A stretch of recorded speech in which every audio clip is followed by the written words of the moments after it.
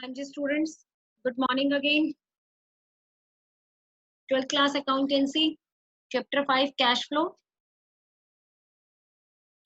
एक दो क्वेश्चन करेंगे हम अब, जिसमें आपको एबनॉर्मल एक्स्ट्रा ऑर्डिनरी प्रॉफिट्स और एक्स्ट्रा ऑर्डिनरी लॉसेस भी होंगे अब। ठीक है, आज वाली क्लास में बस हमारा ऑपरेटिंग कंप्लीट हो जाएगा। तो आज मैं आपको क्वेश्चंस दूंगी, तो जो बच्चे प्रैक्टिस कर लेंगे उनको आ जाएगा, जो प्रैक्टिस नहीं करेंगे उनके लिए प्रॉब्लम होगी। तो बेटर टू प्रैक्टिस। आप लोग ये मत सोचिए कि अभी जो एग्जाम होना है उसमें तो सिर्फ एमसीक्यू आ रहा है। आप चैप्टर को चैप्टर के पॉइंट ऑफ व्यू से कीजिए, क्योंकि नथिंग विल बी रिपीटेड। तो this question, calculate cash flow from operating activities from the following. तो आप जरा स्टार्ट कर दीजिए, मैं आपको 2 मिनट का टाइम दे रही हूँ, because it's a very small question. Okay, start doing this cash flow. I am reading, till then you can tell me the answer. Cash flow from operating activities, you have to calculate profit for the year before tax and after considering the following items. So this is the profit before tax. Before tax means कि इसमें से अभी tax minus नहीं हुआ है। ऐसे question में आप ध्यान से सुने, मैं क्या बोल रही हूँ। अगर किसी क्वेश्चन में बिफोर टैक्स लिखा है तो इट मीन्स कि अभी तक टैक्स माइनस नहीं हुआ है। तो स्टेप 1 में जो हम प्रोविजन फॉर टैक्स प्लस करते थे वो आप प्लस नहीं करोगे। अगर क्वेश्चन में गिवन भी है प्रोविजन फॉर टैक्स तब भी आप प्लस नहीं करोगे। वाई? जब हम प्रोविजन फॉर टैक्स ऐड करते हैं तो हम प्रॉफिट लेते हैं, profit after tax. but here already profit before tax is given. Before tax means कि अभी तक इसमें से टैक्स माइनस नहीं हुआ है। अब जो चीज माइनस ही नहीं हुई है तो हम उसको प्लस भी नहीं करेंगे। ठीक है, after considering the following items means कि इसमें से ये सब माइनस हो चुका है, तो इसमें से जो भी आपको प्लस करना है वो आप प्लस करेंगे। ओके, तो हिंट मैंने आपको दे दिया है। Yes, profit for the year before tax and after considering the following item is 2,50,000। उसमें आपने अब क्या क्या ऐड करना है। डिविडेंड वगैरह कुछ नहीं है, इट मीन्स ये आपको स्टेप 1 का आंसर गिवन है। Okay, 2,50,000 is the answer of step 1। Step 1 नहीं करना आपको, you will directly start with step 2। Depreciation on fixed assets, yes plus हो जाएगा 1 लाख। amortization ऑफ गुडविल, ये भी प्लस हो जाएगा 50,000। ट्रांसफर टू जनरल रिजर्व 70,000, ये भी ऐड हो जाएगा। ये अनुष्क, अभी मैं आंसर तक आ जाऊं बेटा फिर बताऊंगी, क्योंकि मुझे आंसर ऐसे याद नहीं है कि इसका आंसर क्या है। Gain on sale of land, ये आपका माइनस होगा। तो यहाँ तक का आंसर बताइए जरा मुझे, क्या आ रहा है आप लोगों का स्टेप 2 का answer. Yes, tell me the answer for step 2। Yes yes, it's 440। Very good, step 2 answer is 440। Sorry Akash, मैंने तुम्हारा मैसेज नहीं पढ़ा, आगे से वेट करूंगी तुम्हारे आंसर के लिए। नेक्स्ट, अब हमें थर्ड स्टेप में जाना है। थर्ड स्टेप था working capital changes. Working capital changes, तो we can see that the list of working current assets and current liability is given.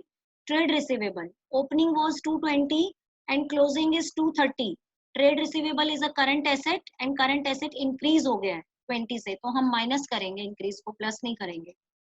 ठीक है, ट्रेड पेबल्स 150 से 1 लाख हो गया है, ये आपका डिक्रीज हुआ है। Trade payable is a current liability और करंट लाइबिलिटी डिक्रीज हो गई है, तो ये भी माइनस होगा 50 से। Then prepaid expense, prepaid expense is current asset. Current asset आपका डिक्रीज हुआ है 60 से 40, सो आपका 20 प्लस होगा और ऊपर वाले दोनों माइनस होंगे। And the final answer is 4 lakh.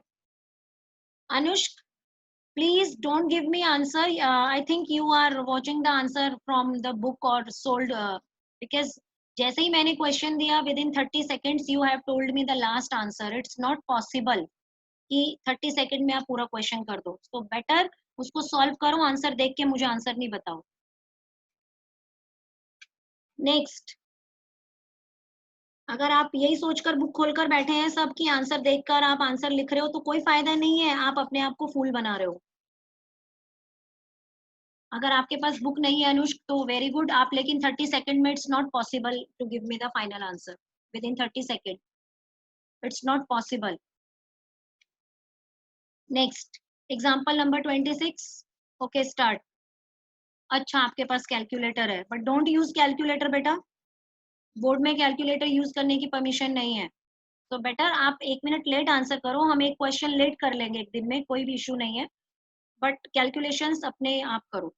Okay बेटा, चलिए start with this question. Here net profit after tax is given. After tax means कि आपको वो सारे एडजस्टमेंट्स करने हैं. नेट प्रॉफिट आफ्टर टैक्स 340, हमें बिफोर टैक्स निकालना है. तो वो जो भी 4 आइटम्स हम प्लस करते थे, उस 4 में से आप देखो क्या क्या गिवन है. जो गिवन है उसको यूज करो, जो गिवन नहीं है उसको स्किप कर दो. I am repeating 4 items. Net profit after tax हमें लेना है 340, और उसमें आपको प्रोविजन फॉर टैक्स प्लस करना है of current year. You can see that in this question 2 provision for tax are given. Current year provision for tax will be added. Then proposed dividend, if any proposed dividend is given. Interim dividend, if any given. Then transfer to reserve. I can see that in this question no proposed dividend is given, no interim dividend, and no refund of tax, and no transfer to reserve. So only one item is given, that is provision for tax. So in 340, 13,000 will be added. Okay, and you will be getting 350. This is the step 353, step 1 answer. Now I am waiting for step 2 answer. Find out all those items which you have to add in step 2. Depreciation, amortization, interest, discount on issue of debentures, written off.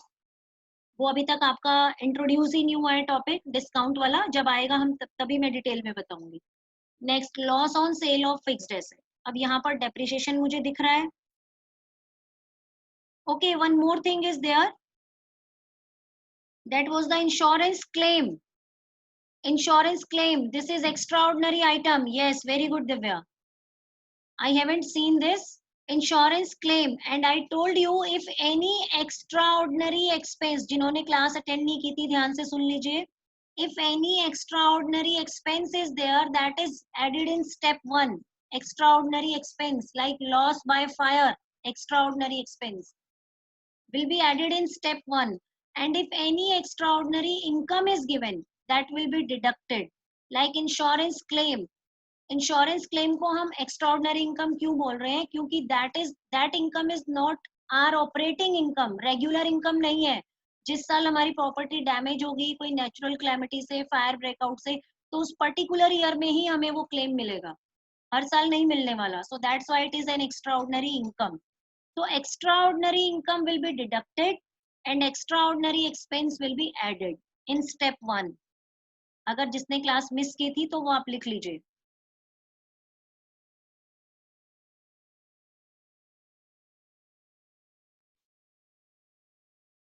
Yes, Harshita, it's not step 1 answer is given. Harshita, it's not step 1 answer is given. अच्छा, वो आपने पिछले question में query की थी. Sorry, I haven't seen that. मैंने नहीं देखा था बेटा, अभी देखा है. नहीं होगा transfer to reserve add Harshita there if step 1 is answer is given. हाँ जी. So 20,000 will be deducted from step 1 answer. Why deducted? Because it's the extraordinary income. Now 333. Now depreciation is the non-cash expense. 49. It will be added. And gain on sale of investment is a non-operating income. It will be deducted. Yes, 374 is the step 2 answer. Very good. Very good students. अगर आप सिर्फ और सिर्फ आज भी 3 या 4 question, only 3-4 question you people are doing yourself, then definitely this 6 marks are confirm for you. आपके हो गए 6 मार्क्स अगर आपने आज 3 या 4 क्वेश्चन इस टाइप के प्रैक्टिस कर लिए ऑपरेटिंग से रिलेटेड. तो ऑपरेटिंग हमारा कंप्लीट है आज. हाँ जी. Now I am waiting for the third step. Third step I am showing you the question. Yes, trade receivables. In third step, trade receivable given, prepaid expenses given, trade payables are given. 3 items are given in third step. So trade receivables are increased. increase in trade receivable deducted. Then prepaid expenses are also increased. Prepaid expenses are asset, and if asset increases, it is deducted. Yes, 11,000 will be deducted, and there 33,000 will be deducted. Yes, next, trade payables are increased. Trade payable is a current liability, and if current liability increases, it is added. So 4,000 will be added. So third step answer. Step 3 answer. You can see step 3. Inventories, trade payables. Yes, inventory I forgot. Yes, inventory is also there, that is increased. So that will be added 3,000. So the final answer, yes, 3,37,000 is the answer of the third step. Now fourth step. Fourth step was income tax, less income tax paid. Now if no income tax paid is given in the question, then I told you that current year will be added in the note, step 1, and previous year will be deducted.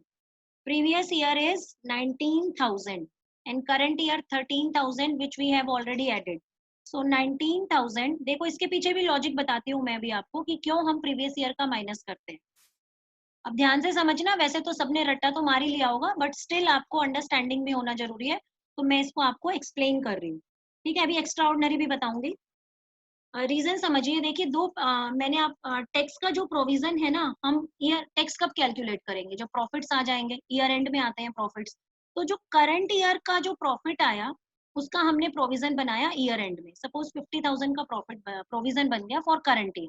Okay, तो current year वाले provision को हमने P and L में debit कर दिया. P and L में debit करने से क्या हुआ कि हमारे प्रॉफिट्स कम हो गए, बट एक्चुअली हमने अभी वो टैक्स पे नहीं किया. So it's a non cash expense. तो इसीलिए हमने करंट ईयर के प्रोविजन को ऊपर प्रॉफिट्स में ऐड कर दिया स्टेप 1 में. Now what is the logic behind कि हम प्रीवियस ईयर के प्रोविजन को माइनस कर रहे हैं? कोई बता सकता है मुझे प्रीवियस ईयर को क्यों माइनस कर रहे हैं? कोई अगर माइंड यूज करके बताना चाहे. करंट ईयर के लिए मैंने आपको लॉजिक बता दिया है, क्योंकि करंट ईयर से हमने सिर्फ एक प्रोविजन बनाया है, अभी एक्चुअली में पे नहीं किया है. Yes, no no, it's not already paid. Like इस साल जो मैंने प्रोविजन बनाया, सपोज मेरा करंट ईयर है 31 मार्च 2020, तो इस साल जो मैंने टैक्स का प्रोविजन बनाया वो 31 ईयर एंड में बनता है पी एंड एल, तो मैंने पी एंड एल में ईयर एंड में प्रोविजन बनाया, तो करंट ईयर का प्रोविजन हो गया आपका 50,000, वो मैंने इस साल के प्रॉफिट में ऐड कर दिया. बट जो इस साल का टैक्स है वो मैं पे कब करूंगी? Tell me. इस साल वाला टैक्स 2020 वाला टैक्स कौन से फाइनेंशियल ईयर में पे होगा? Could you please tell me? Whatever the provision I have made for this year, that provision will be paid in the next year. Very good, Vaibhav. Yes, very good. तो it means कि इस current year में मैंने पिछले साल वाला tax पे किया, और इस ईयर जो प्रोविजन बनाया मैंने, वो उससे मेरा एक्चुअल में कैश आउटफ्लो नहीं हुआ, सिर्फ प्रोविजन बना. इस ईयर वाला टैक्स नेक्स्ट ईयर में पे होगा, क्योंकि टैक्स की calculation statement of P and L बनने के बाद होती है, और statement of P and L year and में बनता है. तो हर एक साल का टैक्स जिस साल में हमने इनकम अर्न किया उसी साल में पे नहीं होता है, नेक्स्ट फाइनेंशियल ईयर में पे होता है. Am I clear with this point? ठीक है, तो इसीलिए हम ये एज्यूम करते हैं कि इस साल का जो टैक्स है वो नेक्स्ट ईयर में पे होगा. तो पिछले साल का टैक्स इस ईयर में पे हुआ, तो इसीलिए प्रीवियस ईयर वाले टैक्स को हम माइनस कर देते हैं. ओके, और अगर जिसको अंडरस्टैंडिंग नहीं हुई है तो आप सिर्फ उतना ही याद रखो कि करंट ईयर प्रोविजन को हमने प्लस करना है स्टेप 1 में, और प्रीवियस ईयर प्रोविजन को हमने स्टेप 4 में माइनस करना है. Now I told you one thing, कुछ भी अगर एडिशनल में गिवन है तो उसकी ट्रीटमेंट 2 बार होगी. तो आप देख सकते हो इंश्योरेंस क्लेम आपका एक एक्स्ट्राऑर्डिनरी आइटम था, तो ऊपर आपने माइनस किया. मैंने ये भी बताया था जो चीज ऊपर माइनस होगी वो बाद में प्लस होगी, जो प्लस हो गई है वो बाद में माइनस होगी. क्लियर? तो इंश्योरेंस क्लेम रिसीव्ड हमारी एक आपके माइंड में आ रहा होगा कि डेप्रिसिएशन को हमने एक ही बार क्यों किया. ये डेप्रिसिएशन भी दूसरी बार ट्रीटमेंट होगा, बट इन इन्वेस्टिंग एक्टिविटी, क्योंकि डेप्रिसिएशन एसेट से रिलेटेड है और फिक्स्ड एसेट्स इन्वेस्टिंग का पार्ट है. करंट में ऑपरेटिंग एक्टिविटी में 2 बार ट्रीटमेंट नहीं होगी डेप्रिसिएशन. ओके, तो अब हमारा इंश्योरेंस क्लेम जो था हमने ऊपर माइनस कर दिया था, क्यों माइनस किया हमने? क्योंकि अगर हम उसको माइनस नहीं करते तो हमें उस पर भी टैक्स पे करना पड़ता। तो वो एक्स्ट्रा ऑर्डिनरी आइटम हमारा यहाँ पर लास्ट में या प्लस हो जाएगा जो हमने ऊपर माइनस किया था। Cash flow from operating activities before extra ordinary item 3,18,000, add extraordinary item 20,000. So now our answer is cash flow from operating activity 3,38,000. तो यहाँ पर मैंने इस क्वेश्चन में आपको एक्स्ट्राऑर्डिनरी आइटम न्यू टॉपिक बताया with two treatments. Two treatment क्या होंगी? स्टेप 1 में अगर इनकम है, लिसन केयरफुली, अगर इनकम है तो स्टेप 1 में माइनस होगा, अगर एक्सपेंस है तो स्टेप 1 में प्लस होगा। दूसरी ट्रीटमेंट फाइनल आंसर निकालने के बाद स्टेप 4 के बाद अगर आपने पहले माइनस किया था तो अब प्लस हो जाएगा, और अगर पहले आपने प्लस किया था तो अब माइनस हो जाएगा। एक्सपेंस को हम माइनस करते हैं तो यहाँ एक्सपेंस आपका प्लस हो जाएगा। Okay, one more question only, उसके बाद मैं क्लास एंड कर दूंगी। This question, it's a very simple question, balance sheet वाला क्वेश्चन नहीं है जो अभी हमने किया था। Okay, start with this question. I am waiting for step 1 answer first. Wherever rate of interest are given, you have to consider that rate of interest. So you can see in this question, two rate of interest are given. Yes, Varun, you can consider the last item. You were asking for that discount on issue of debentures. So मैं आपको सबको treatment बता देती हूँ इसका। 31st March 2019 10,000 का discount था, 31st March 2020 no discount. तो आपने इसमें भी current year minus previous year करना है। ये हमेशा कम ही होगा। कम क्यों होगा? कि हर साल हम कुछ राइट ऑफ करते हैं, जैसे बेड डेट्स रिटर्न ऑफ होते हैं, ऐसे ही डिस्काउंट को राइट ऑफ करते रहेंगे। तो यहाँ पे जीरो बैलेंस हो गया है, तो मतलब सारा का सारा अमाउंट राइट ऑफ हो गया है। तो this 10,000 will be added in step 2। Discount on issue of debentures 10,000 will be added in step 2. So I am waiting for step 1 answer. You have 2 minutes to do step 1. Step 1, surplus, that is balance in statement of P&L loss. Here loss is given. So 70,000 minus bracket minus 60. 2 minus positive बन जाएंगे, 130 आ जाएगा आपका। Now you have to add transfer to general reserve. 50,000 is added in general reserve. So 130 plus 50. 130 plus 50. Very good. 180 is the step 1 answer. 180. Very good, Kashish. Anushka. ऐसा नहीं है कि आप लोग नहीं कर सकते, आप सब कर सकते हो, आप करना नहीं चाह रहे हो बस। एक्चुअली इतना मुश्किल नहीं है ये chapter. It's very easy, it's all about learning work. थोड़ा सा भी आप कोशिश करोगे तो you will be able to do. 180 is the step 1 answer.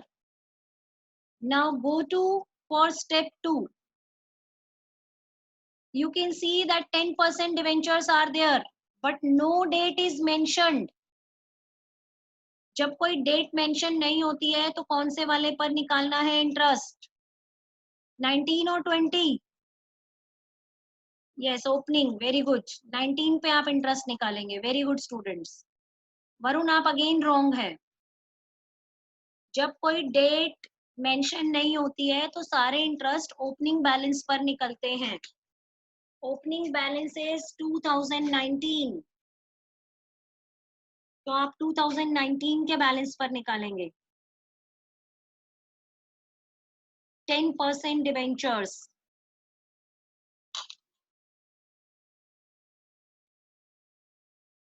So I am waiting for second step answer. 10% debentures, 310, 210 and no date is mentioned. So हम opening balance पे निकालेंगे and interest on debenture will be 21,000. Then step 2 के और items आप ढूंढेंगे। goodwill. Goodwill is the step 2 item. But you can see that goodwill is decreased. Yes, goodwill is decreased. 1 lakh से 80 हो गया है. So this 20,000 is goodwill amortized. Difference between closing and opening balance, अगर goodwill कम हो गई है तो वो आपका। Yes Divya, you have given me answer but I am also waiting for others answer before telling answer. So 20,000 is goodwill amortized, तो वो आप प्लस कर दोगे. Then provision for doubtful debt, it is also the item of second step. You can see that this provision is increased by 50,000, तो 50,000 भी plus हो जाएगा. पहले आपका प्रोविजन 1 लाख था, अब 150 हो गया है, so it will be increased by 50,000. Yes. Next आपने माइनस भी करना है इसमें. कुछ बताइए क्या माइनस होगा. टेल मी स्टूडेंट्स, आपको क्या माइनस करना है, प्लीज टेल मी. माइनस क्या करना है बच्चे. स्टेप 2 में एक आइटम माइनस होने वाला भी है. Yes, interest on investment, 10% investment interest is given. अब इन्वेस्टमेंट के बारे में भी क्वेश्चन साइलेंट है, तो आप ओपनिंग इन्वेस्टमेंट पे 10% इंटरेस्ट निकालेंगे. ओपनिंग इन्वेस्टमेंट है 60,000, 60,000 का 10%, 6,000 will be deducted. Okay, step 2 का आंसर आपका, हम स्टेप 2 तक आंसर चेक कर लेते हैं. Many students have given me answer. Yes, step 1 180, step 2 depreciation on machinery 40 add हो गया. provision for depreciation, provision for doubtful debts 50 add हो गया. goodwill 20 ऐड है. discount on issue of debentures. yes Varun, clear है आपको टॉपिक डिस्काउंट ऑन इशू. अभी तक ये हमारे किसी भी क्वेश्चन में यूज नहीं हुआ था. This is the first question. Yes, आपने डिस्काउंट को भी वैसे ही करना है जैसे आप गुडविल को करते हो. अब यहाँ पे 0 हो गया है डिस्काउंट, तो इट मीन्स पूरा 10,000 राइट ऑफ हो गया है, तो 10,000 will be added here. Then interest on debenture opening balance. Yes, step 2 answer is 3,15,000. Ayush, आपने बेटा इंटरेस्ट माइनस नहीं किया है. 321 you are telling me. Interest on investment 10%. जब भी कोई इंटरेस्ट रेट गिवन है क्वेश्चन में, आपको उसको यूज करना है. इंटरेस्ट ऑन डिवेंचर प्लस होगा और इंटरेस्ट ऑन इन्वेस्टमेंट माइनस होगा.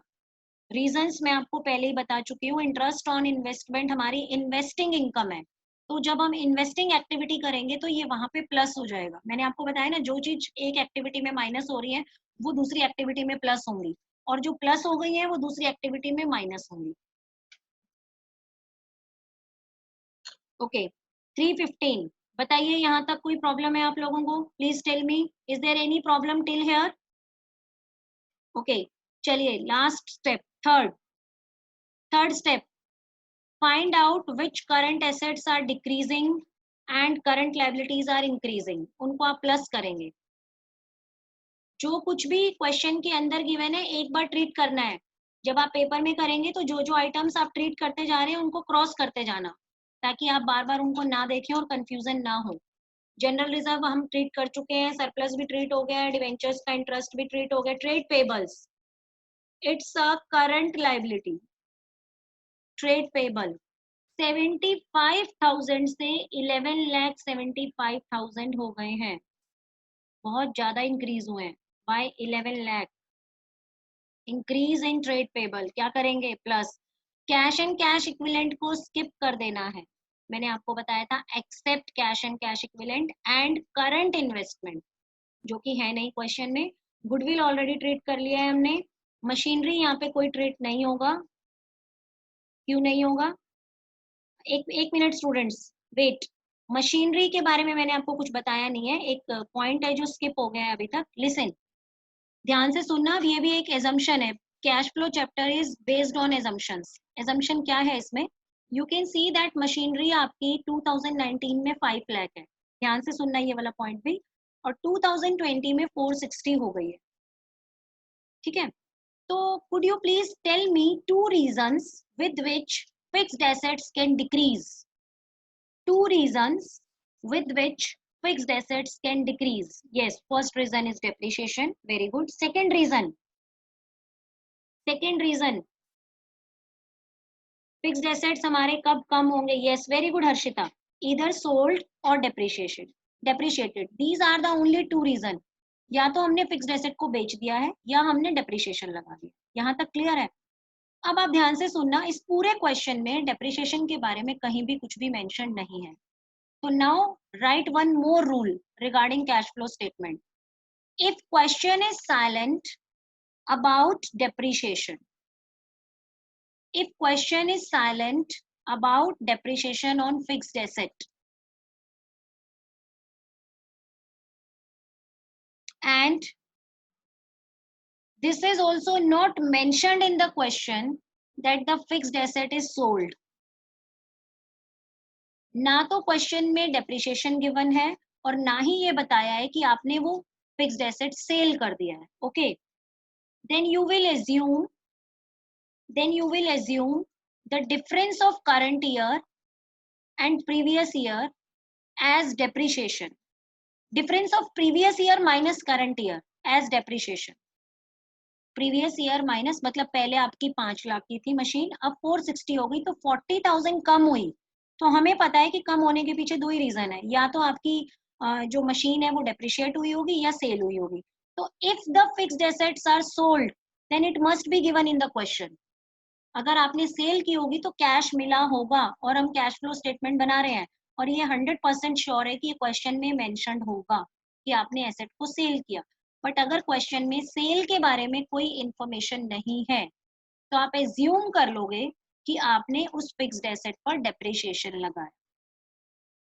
ओके, तो आपका डेप्रिसिएशन ऑन मशीनरी 40,000 ये भी ऐड हो जाएगा क्योंकि अलग से यहाँ पे डेप्रिसिएशन गिवन नहीं था, आप देख सकते हो. तो आपने ये एजम्पशन बेस्ड डेप्रिसिएशन निकाला है कि करंट प्रीवियस ईयर में 5 लाख का मशीन था, अब 460 हो गया है और क्वेश्चन में कुछ भी मेंशन नहीं है, तो हमने एज्यूम कर लिया है कि fixed assets are depreciated. Now trade payables 11 lakh plus हो गए हैं क्योंकि इंक्रीज हुआ है. देन इन्वेंट्रीज का फिगर है 60 से 245 हो गया है, तो इंक्रीज हो गया इन्वेंट्री. इंक्रीज को क्या करेंगे, minus. Inventories are deducted by 185 and last item is trade receivables. 10 lakh से 21 लाख हो गए, 11 लाख से इंक्रीज हुए हैं. अगर आपके ट्रेड रिसीवेबल्स 10 से 21 हो गए हैं तो आप इसको थोड़ा सा एनालाइज करके बता सकते हो व्हाट डज इट मीन. पिछले साल आपके ट्रेड रिसीवेबल्स 10 लाख थे और करंट ईयर में आपके ट्रेड रिसीवेबल्स 21 लाख हो गए हैं. What does it mean. Topic related नहीं है बट जो अंडरस्टैंडिंग बेस्ड चीज मैं आपसे पूछ रही हूँ, तो थोड़ा सा तो आइडिया लगाओ कि ट्रेड रिसीवेबल कब इंक्रीज होते हैं. ट्रेड रिसीवेबल कब इंक्रीज होते हैं. ट्रेड रिसीवेबल मीन्स क्या क्या आता है आपका ट्रेड रिसीवेबल में, please tell me. Trade receivable में डेटर्स आते हैं और बीआर आते हैं. तो अगर ट्रेड रिसीवेबल इंक्रीज हो रहे हैं तो व्हाट डज इट मीन, और वो भी अराउंड 100% इंक्रीज हो गए हैं, 100 से भी ज्यादा हो गए हैं आपके increase. What does it mean. नहीं, डेटर इंक्रीज हो गए, ठीक है. Yes, BR and debtors increase, ठीक है बेटा, वो तो इंक्रीज हुए ही है, वो तो दिख रहा है ट्रेड रिसीवेबल से. आप बताओ क्यों इंक्रीज हुए, क्या रीजन है इसके पीछे. रीजन है, yes very good Harshita, credit sales, very good. It means current year में कंपनी ने मैक्सिमम सेल्स क्रेडिट में किए, तो मे बी फ्यूचर में आपको बैड डेट का रिस्क ज्यादा हो सकता है. तो दीज आर द पॉइंट्स जिससे जो बैंकर्स होते हैं, एनालिसिस जिनको करना होता है, इन पॉइंट्स के बेसिस पर ही वो एनालिसिस करते हैं. तो क्रेडिट सेल्स बहुत ज्यादा हुए हैं और उसका इम्पैक्ट ट्रेड रिसीवेबल्स पर आया है. ओके, तो अब आपका फाइनल आंसर आ गया 12,85,000. और इस क्वेश्चन में ना तो टैक्स के बारे में कोई इंफॉर्मेशन है और ना ही एक्स्ट्राऑर्डिनरी आइटम था. ओके, तो आप उन दोनों के लिए कोई ट्रीट नहीं करोगे, जो स्टेप नहीं है वो स्किप हो जाएंगे. अब देखो एक बार हम रिकैप कर लेते हैं. आज मैंने आपको इंटरेस्ट के ट्रीटमेंट बताए, प्लस एक्स्ट्राऑर्डिनरी आइटम का ट्रीटमेंट बताया, प्लस मैंने टैक्स का ट्रीटमेंट बताया. 3 ट्रीटमेंट आपको न्यू बताए हैं. इंटरेस्ट में अगर कोई डेट गिवन नहीं है तो ओपनिंग पे लगाएंगे, अगर कोई डेट गिवन है तो ऑपोजिट पे लगाएंगे. Tax, current year provision for tax step 1 में ऐड होगा और previous year provision for tax step 4 में माइनस होगा. ऑपरेटिंग एक्स्ट्राऑर्डिनरी, अगर आपकी एक्स्ट्राऑर्डिनरी इनकम है तो स्टेप 1 में माइनस होगी और स्टेप 5 में प्लस हो जाएगी. अगर एक्स्ट्राऑर्डिनरी एक्सपेंस है तो स्टेप 1 में प्लस होगा और नीचे आपका माइनस हो जाएगा. हाँ जी, इतना क्लियर है आप लोगों को. Please tell me, I am going to end the class.